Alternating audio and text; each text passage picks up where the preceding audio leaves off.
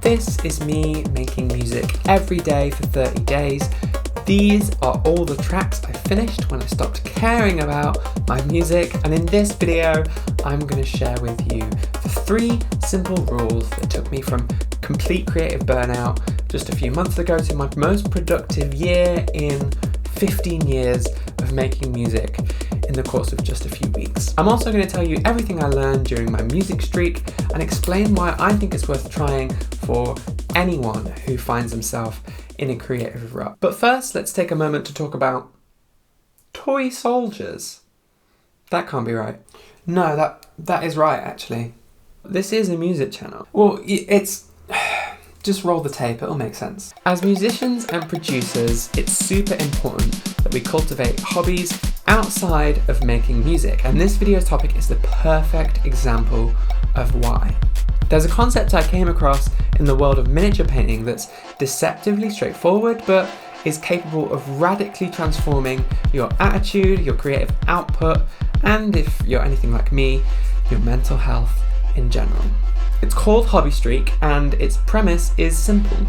Do something towards your hobby every single day.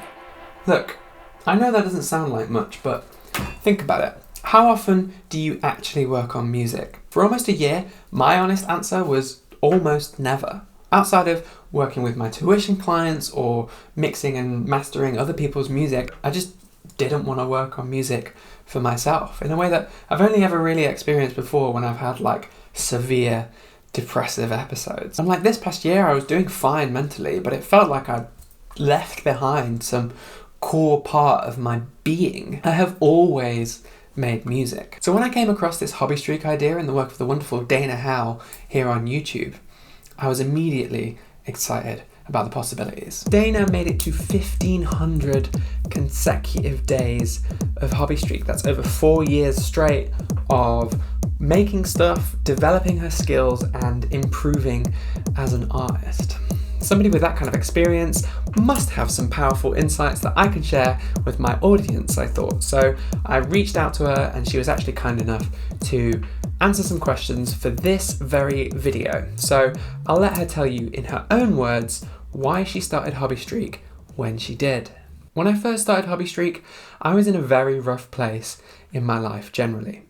I was depressed, life seemed quite hopeless, and I wanted to feel like I was making progress towards something exciting every day, something to get me out of bed in the morning. Maybe you can relate, maybe not, but when I asked Dana what benefits she experienced, she said something that I think everyone would want to try for themselves. The benefits were pretty much immediate. My mental health improved because I knew I was working towards something every day, and I got feedback from everyone in the community, which is a pretty amazing transformation if you ask me. I knew I had to try it for myself, and so I set up to start a streak of my own, but this one was going to be a music streak. What happened next was being thrust into the most musically productive, creatively inspired state of mind that I've ever really experienced, and I'm still kind of in it right now. I've finished approximately 300% more music than I ever did at my previous most productive, and I feel more engaged in my artistic practice than I have in a long time. I'm unafraid to take creative risks. I've let go of perfectionism and procrastination, and I've fallen in love with making music again. I feel like I did when I was installing cracked plugins onto my dad's old work laptop when I was a teenager, except with less gender dysphoria. To understand how I got here to this feeling of creative energy, you need to understand where I was before. Because understanding that means that maybe you can reflect and think about where you are and what changes you'd like to make in your relationship with making music. And armed with that knowledge, you can set out on your own music streak and actually achieve the results that you want to see. Because I was holding myself back. And if you're watching this, chances are you are too. You might not even realize it yet. But there's something that's stopping you from committing to making music, from creating the things that you want to create. Obviously there is. Otherwise, you'd be doing it already, right? So you and me, we need to identify what it is that's holding us back in order to address it. Otherwise, we're gonna say, yeah, I'm gonna make music every day, and then we won't stick to it, and that'll make us feel bad, and it will become a whole vicious cycle, and we'll drop the whole thing, and it will keep us from expressing ourselves through our art and actually doing the thing that inspires us. I know this, you know this, because we've experienced it or something like it before, right? All of us have.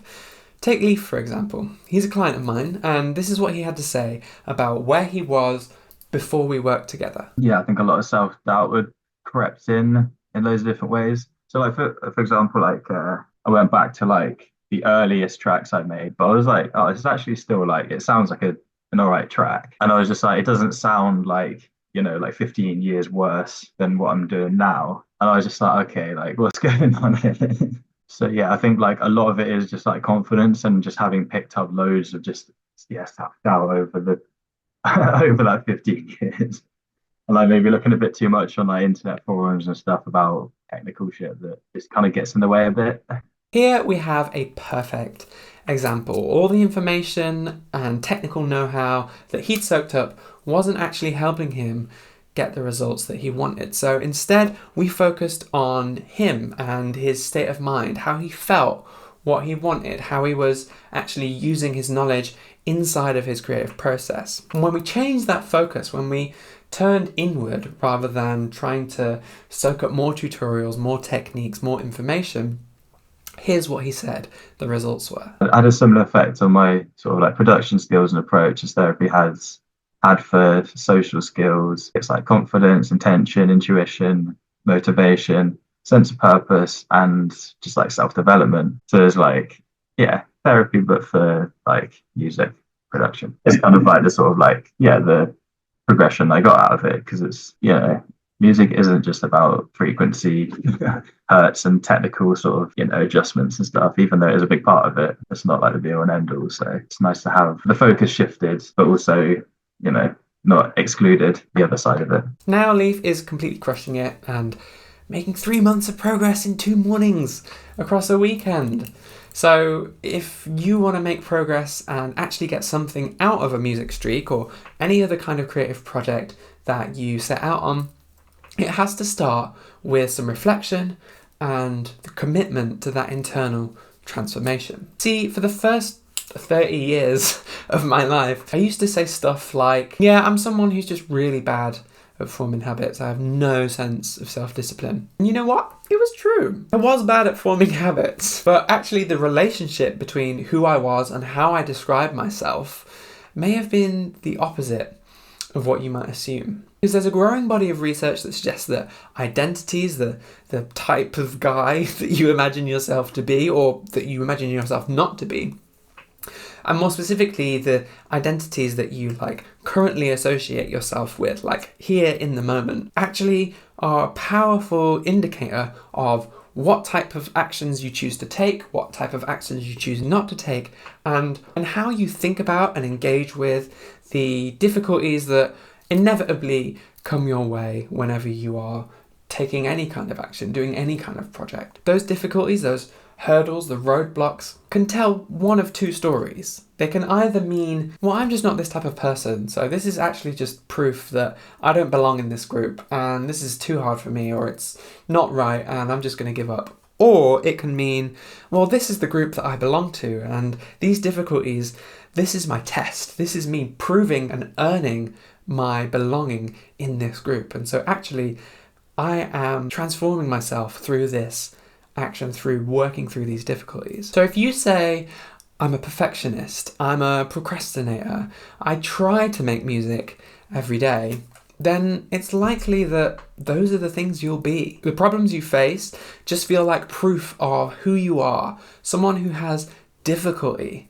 making music. But if instead you say, I'm not precious about my art, I just enjoy making stuff, I'm a musician and I work on it every day, then when things get difficult, and they always do, right, you're more likely to be able to see those struggles as being important and meaningful and actually face them in order to affirm that you do belong to that identity. So if you want to commit to your music and actually make stuff and have fun doing it, it's time to stop saying you're a perfectionist or an amateur or that you're an aspiring musician.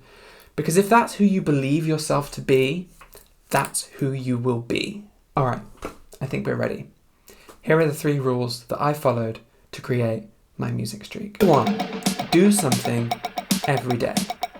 It seems like an obvious place to start, but actually this routine, this habit, this ritual that I go through every day has led me to some amazing places, and I feel so invigorated. Maybe you can hear it in the way that I'm talking about this. Hopefully you can. I think a lot of creative people get it into our heads that like making art is supposed to be a difficult thing. It's supposed to be daunting. It takes so much time, it takes so much energy, it takes so much effort. And that can be true, but it doesn't have to be. You can say to yourself for months or even years, like, oh, I really want to make that album or whatever it is. I really want to make this big thing, but actually, I just don't have the time to do it.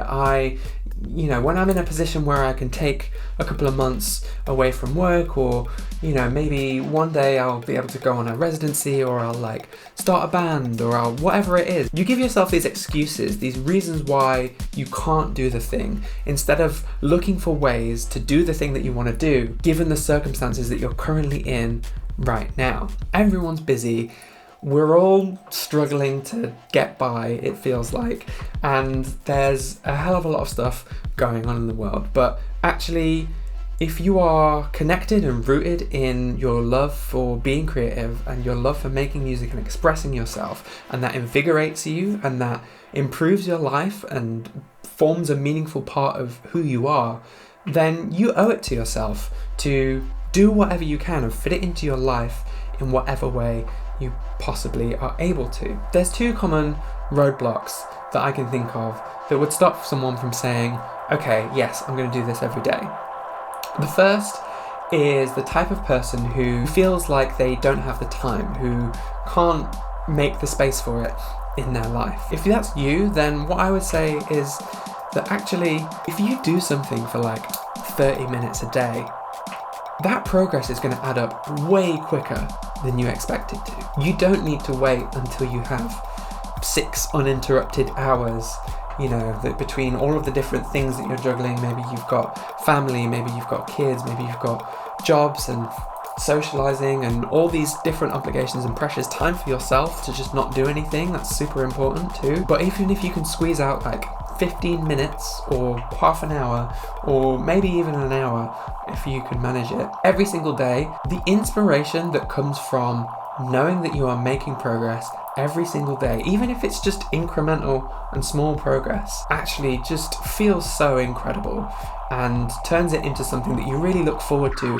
every day, instead of this like obligation that you feel like, oh, I really should do that, but I just don't have time, and then you just feel bad. You would be incredibly surprised at how much you can get done just by taking a little bit of time out, spending a few minutes maybe on your lunch break, or when you would otherwise just be kind of like sitting around watching TV or watching YouTube on your phone or whatever, turning that into time where you are investing in yourself and your own well-being and progressing towards something that you really love. That's an incredible gift that you can give yourself. You don't have to wait for conditions to be perfect to start. You can just start. I give you permission. The second type of issue that might keep you from making this kind of commitment is if, like me, maybe you are somebody who struggles with executive function. Maybe you have ADHD like I do, or you just generally find the prospect of starting something and just getting going with it just a really difficult headspace to get into. And to those people, I say kind of many of the same things, actually, that like, you would be surprised how much you can get done in 20, 25, 30 minutes. Something that I really find useful is to set a timer. No matter what type of task it is that I'm talking about, whether it's the dishes in the sink that I don't want to do, or answering emails, or writing scripts for YouTube videos, whatever it is. The simple act of saying, okay, I'm going to spend the next 15 minutes working on this. And if I hate it and I've not made any progress by the end of those 15 minutes, then I'm going to give myself permission to change what I'm doing and go do something else. Incorporating that kind of structure into your creative practice, into your music making, can be a really powerful way of just saying, hey, I'm going to try this, and if it doesn't work out, then that's okay. It doesn't mean that I've failed, it doesn't mean that I'm not good enough, it doesn't mean that I'm not trying, because I'm trying, I am trying. I'm sitting here and I'm doing the work for 15 minutes or half an hour or however long you feel able to commit to doing it for. And even if it doesn't go anywhere, you don't make progress on the thing that you wanted to make progress on, you have that self-satisfaction of knowing that you tried. And that can move things a really long way. And, maybe it will be difficult for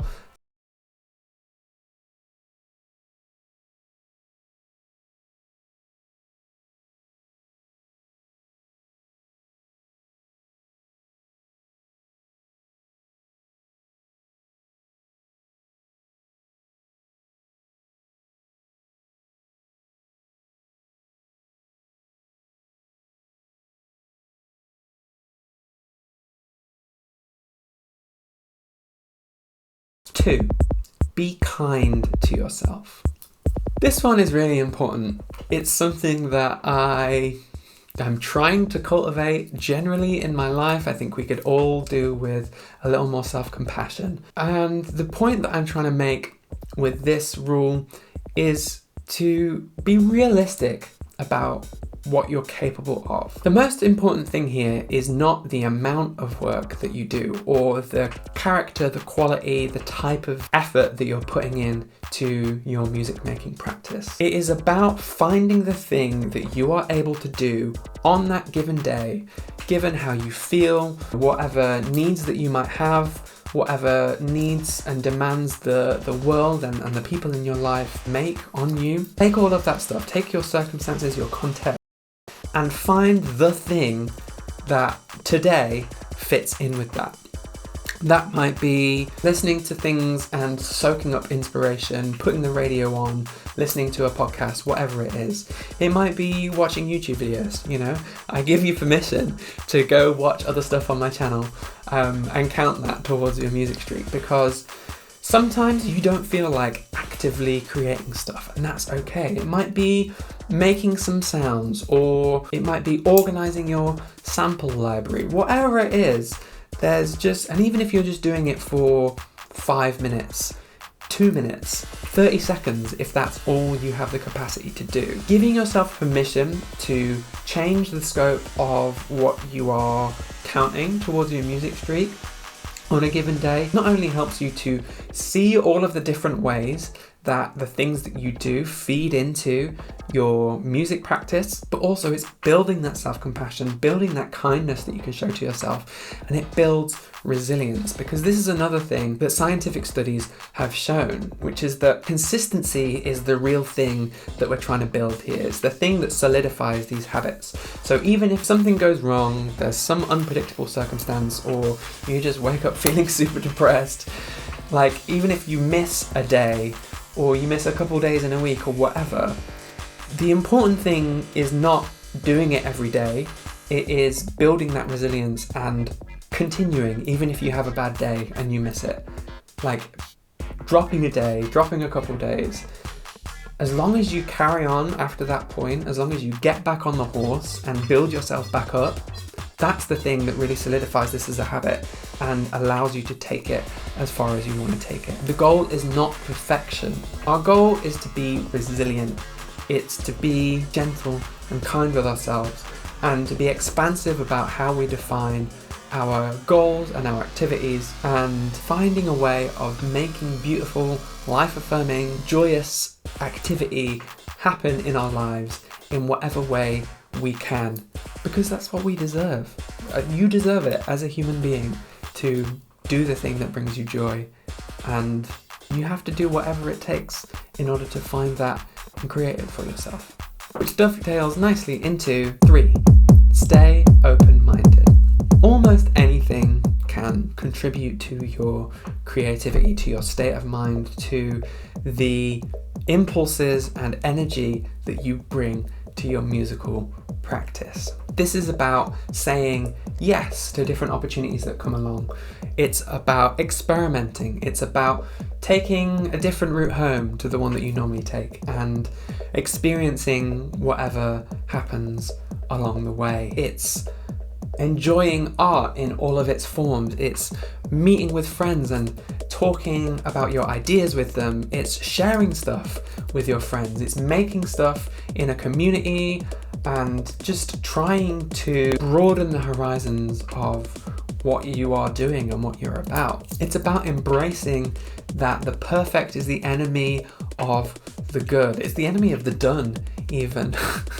Like, it's so hard to finish anything when you put pressure on yourself to make the best possible thing that you can make, or like the perfect X, the greatest Y that you are capable of making. That mindset is poison to actually creating stuff and actual creativity and thriving and putting stuff out into the world, because the real joy of making music, of making art, is in sharing it with people. You know, I make art for myself. I do. I do it because it satisfies some intrinsic part of who I am. But actually, it's not until I've invited someone in to experience that aspect of myself and reflect on how it makes them feel that the art is really complete, that I really get what I am looking for out of my creative practice, is to be understood on a level that I struggle to otherwise articulate, that I struggle to communicate with people. And having an open mind, having an open heart, being open to different ways of engaging with and sharing your music doesn't mean getting playlisted on Spotify or having a crazy music video or getting signed to a label or whatever. It means sharing something important to you with someone else and having them, I was going to say understand, but it's not even about understanding, just responding as two emotional beings having a human experience. That's what it's all about to me. And that is the kind of mindset that I think is going to help you to make the best art you've ever made.